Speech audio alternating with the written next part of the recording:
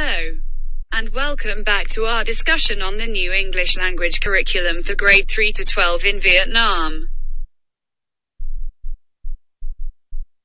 In the previous video, we looked at the curriculum aims and objectives, and competence and attribute development in the new curriculum. In the last video in this module, we will cover the remaining aspects of the new curriculum, namely, curriculum contents, or what to teach within the new curriculum. Teaching methods, or how to teach within the new curriculum. And assessment of learning, or how to assess the learning process within the new curriculum.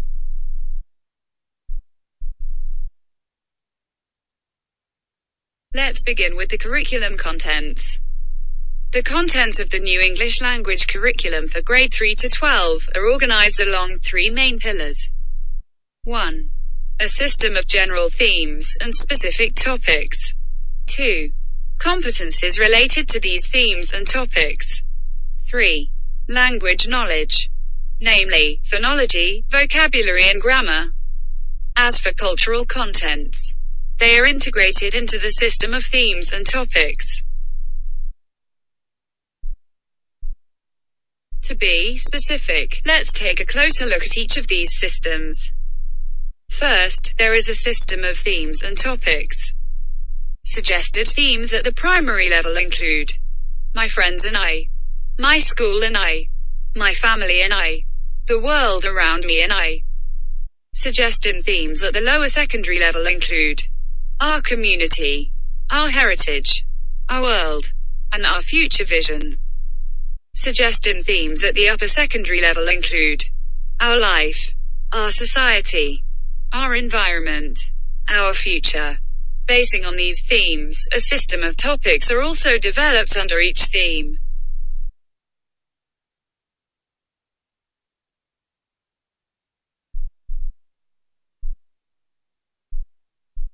Second, there are competencies related to these themes and topics. The key competence to develop is communicative competence.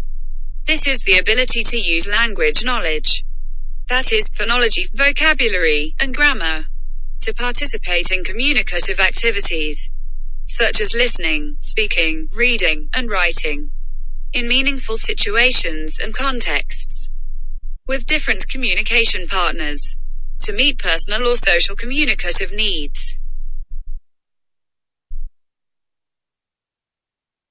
Finally, there is language knowledge, namely phonology, vocabulary, and grammar. They are the means through which students develop communicative competence.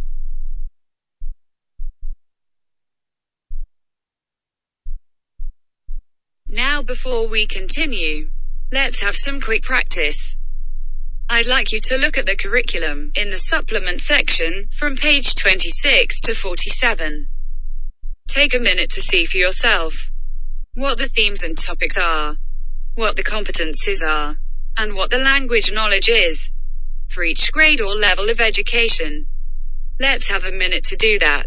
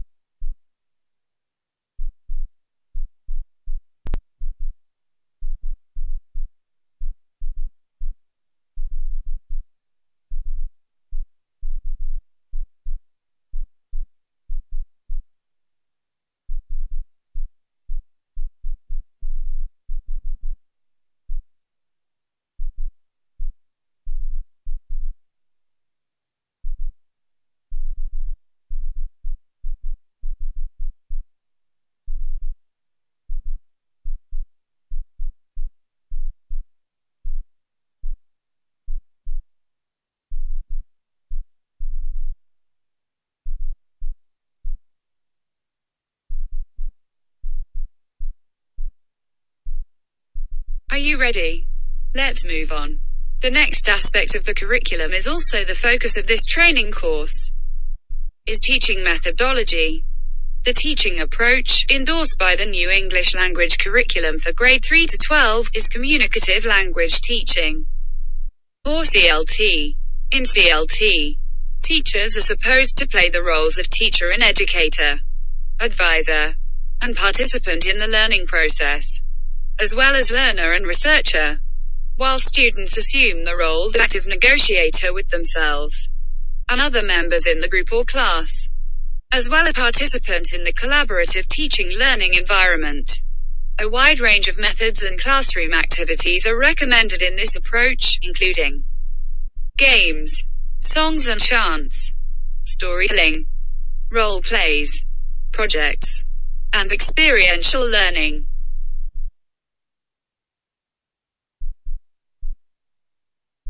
In fact, these communicative language teaching methods and classroom activities will be the focus of this training course. Using examples from one of the most popular textbooks which are now used at different levels of education, and published by the Education Publishing House, Vietnam. This training course aims at preparing teachers for their teaching within the new curriculum, particularly by familiarizing themselves with a range of CLT teaching methods and classroom activities. The CLT teaching methods and classroom activities covered in this course can also be applied to teaching with other textbooks as well, because the methods and activities are not particular to one textbook only. Now I'd like you to take a minute off so that you can look at the training course syllabus and answer this question. Can you name some relevant CLT methods that this course will cover? Take a minute off here and see for yourself.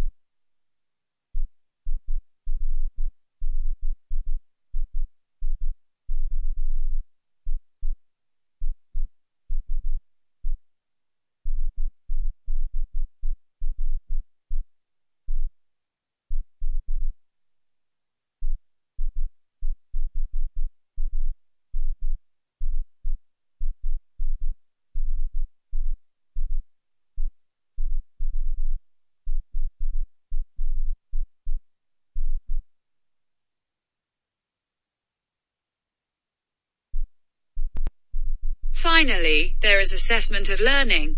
Assessment of learning plays an important role in the new curriculum by providing reflective feedback on the English language competencies learners acquired during, as well as after a process of learning. Assessment of learning is implemented by assessing students' communicative competencies via listening, reading, speaking, and writing after a period of learning. At the end of their primary, lower secondary, and upper secondary education, students are supposed to achieve communicative competencies equivalent to level 1, 2, and 3 respectively, in the 6-level foreign language competency framework for Vietnam. Assessment of learning is both formative and summative, in which the former is prioritized to help students and teachers monitor their progress. Summative assessment is carried out at specific times during a school year to evaluate the students' achievements against the expected outcomes of each grade and level of education.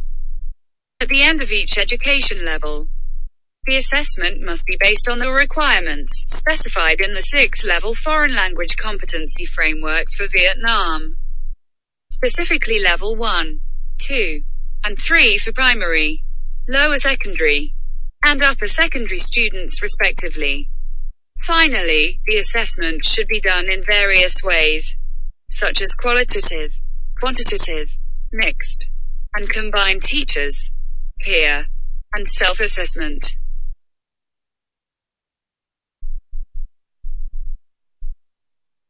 Now, before we continue, I have a question. Look at the syllabus of this training course. Can you identify some modules that aim to develop teachers' skills and methods in the assessment of learning? Take 1 minute off here to find out.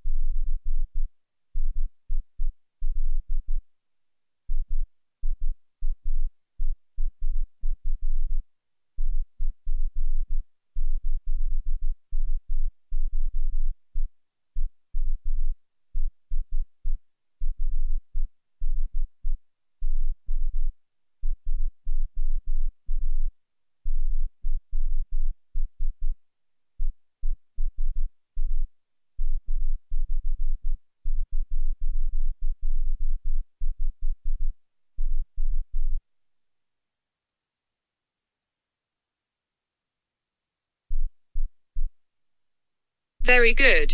So far in this module, we have finished looking at all of the 6 aspects of the new English language curriculum for grade 3 to 12 in Vietnam.